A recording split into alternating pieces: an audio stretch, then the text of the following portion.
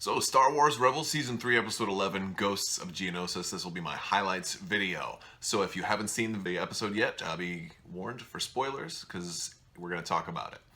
So, the premise of the episode is the Ghost crew is sent to Geonosis to investigate a missing team led by Saw Gerrera. And they arrive there not knowing what happened to them. The Ghost lands on the surface. The planet has been evacuated. There's no more Geonosians left. Nobody knows what's going on. But they already know that there's no Geonosians there, and they're basically trying to get answers. Answers to what happened to them, answers to what happened to the missing team. So they split up.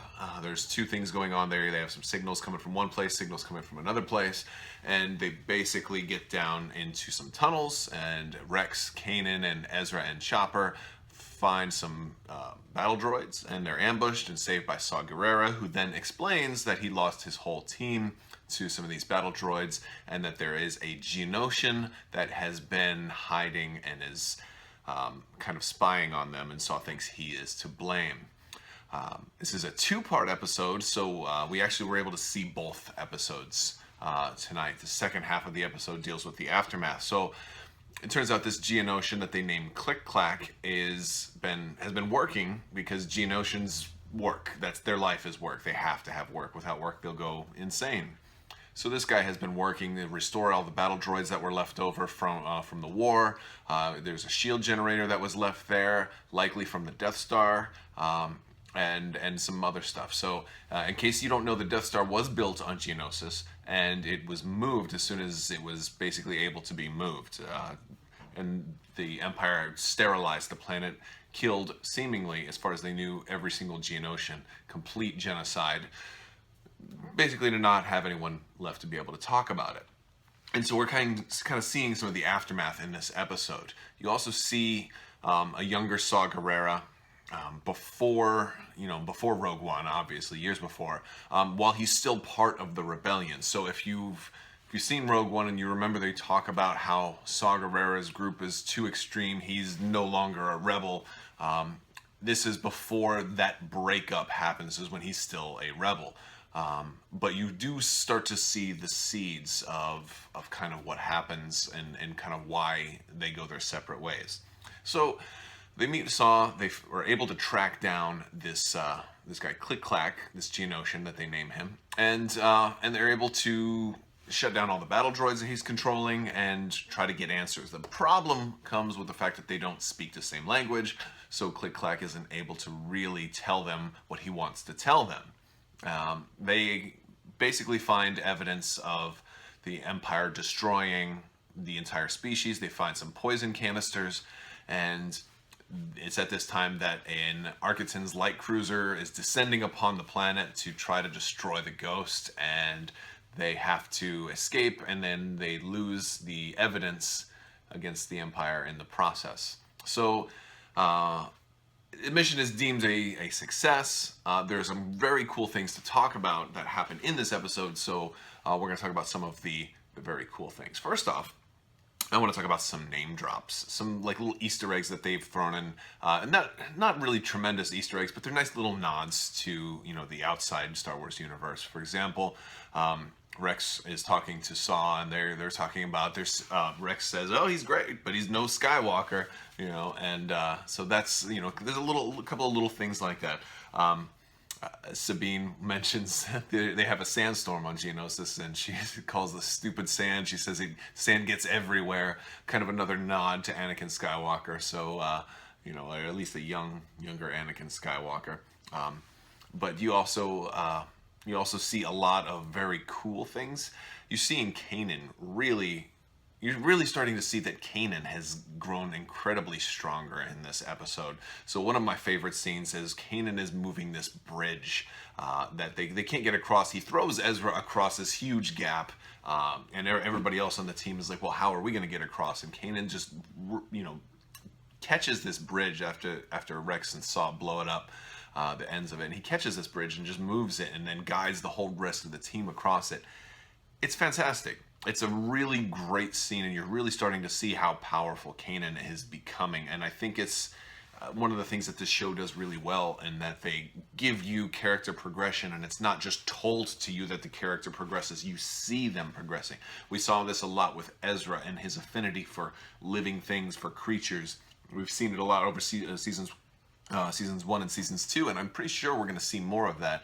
But it's not just like, they're not just telling us that these characters are getting stronger, they're showing us that these characters are getting stronger. So that's a really good thing for Kanan. Another good thing is that they find a shield generator on the surface, and Sabine and Zeb are able to get it back to the Ghost. Hera's, leading the mission, and she's always got the rebellion's best interests in mind at the same time of having her crew. It's like it demonstrates a very good balance of where Hera's priorities are. She's not so blindly consumed with the rebellion that she, forgets about the safety of her crew, but she's also not so blindly in love with her crew that she disregards the needs of the rebellion. It's like a very good balance, and I love that they're built up. Hera's my favorite character, and this is just one of those things I love about Hera, because she's able to have them at least go for the shield generator, and then it looks like their lives might be in danger. She's like, all right, don't bring it back if you can't, but if you can, bring it back. And they were able to, and so, if not for her decisions, they wouldn't have got that, and that was a big deal for the rebels. So that was another good thing. Another thing about this episode that I really liked is the egg. So Click-Clack has an egg. They were able to say that it looks like a queen egg, which don't ask me how Rex knows what a queen egg looks like. Maybe it's part of their studies. I don't know. I think it was just a plot device they needed to know. They needed to tell the users that was the audience that was a queen egg. So there's an egg. Click-Clack has this egg. It's the future of his entire race, right? Now, if you look closely on this egg, there is a Death Star kind of symbol. It looks like the Death Star. There's a little white circle on this roundish egg that doesn't appear natural. It appears that he's drawn it on there. So I think they don't really talk about that. I think that's just there for you to like, oh, look at that. So check out the little white circle on the egg. It's kind of like the super laser on the Death Star. But the egg is very symbolic. It could be the queen that we see in the Darth Vader comic books, because there is a queen that has kind of gone mad with having nothing left to do. So if spoiler alert for the Darth Vader comic books, there's he visits Geonosis and does find a queen. I don't know if it's the same queen. They kind of leave it open-ended that there may be multiple survivors. We just don't know. But the egg is important. Click-Clack is also important. He's drawing the Death Star for the rebels, but they don't know what he's drawing. They think he's drawing Geonosis and the rings around Geonosis. So, and then when they find these Imperial poison containers, they're round also, conveniently, and they have the Imperial logo. So they say, oh, well, that's the circle within a circle, and that's been a common theme here, circle within a circle, for this episode. So, you see a lot of different ways that circle within a circle could be represented. It's the egg, it's the Death Star, it's the poison canisters. Although I think the egg is more of another example of him trying to draw the Death Star. Basically, Click-Clack's trying to tell them about the Death Star, but they don't understand. Even Ezra, who's able to kind of communicate with Click-Clack on an emotional level, can't understand specifics. So the rebels don't get that. They were so close. They were this close, and they just didn't get the information. So that's kind of a bummer. Another thing about this episode that I thought was really, really amazing, one of the best scenes we've ever seen on Rebels is towards the end of the second half of this episode. And that is the Ghost is flying out of this tunnel with an Arquitens light cruiser right above, and they just blow through the thing. And it's just glorious. It's just magnificent, the way they just play chicken and fire everything forward, proton torpedoes, all their guns, and blow a hole in this thing and fly right through it.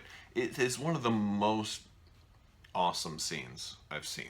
And I'm trying not to use foul language because I'm tempted to swear at just how fantastic this was, but it was very, very good. Very satisfying to watch, and a great way to kind of end the episode.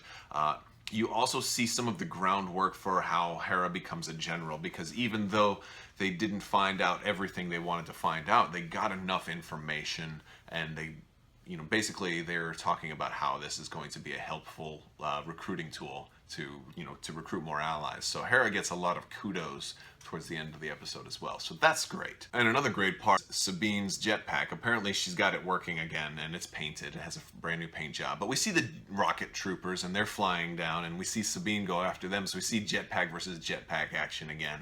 And I know for all you Sabine fans out there, you were totally digging that. So that was a very cool scene as well. But my last part about this episode that I think was a really good highlight is it really shows Saw Gerrera's emotional state. And I think it attempts to humanize him. And I save this part for last because it's dual-sided. Saw Gerrera we know that he's an extremist from Rogue One, but we know he didn't start that way from the Clone Wars. So it kind of shows the middle ground. Throughout much of this episode, we see Saw Gerrera kind of blaming the Geonosian Click-Clack for all of the problems that he's had, for his sister's death, for the loss of his planet, for the aiding the Empire, for the Clone Wars, and for the Galactic Civil War. He puts all of his pain and suffering onto this guy. And he's fighting through that, and he's being way too aggressive with it, and he ends up fighting his own people. He ends up getting into a fight with Ezra and a lot of the Ghost crew. He threatens the egg. He takes the egg hostage, and he gives this speech towards the end of the episode where he says that he's going to do whatever he can to ensure that other people don't lose what he's lost. And it's it's easy to just dismiss him as a crazed villain, but at the same time, I can understand, and I think they try to make the audience understand what he's going through. And he's saying, yes, I do realize how crazy this is, but it has to be this crazy because if not, the consequences are 10 times worse. And so I think they do a good job of humanizing him there to make you realize, yeah, he's not just a lunatic. He's just really desperate to get, to stop tragedy from happening. He's not full-blown lunatic, at least, because he does come to terms with what needs to happen. The Empire becomes the greater enemy, and he gets brought back to reality and says, okay, I'll fight with you guys. We can put our differences aside.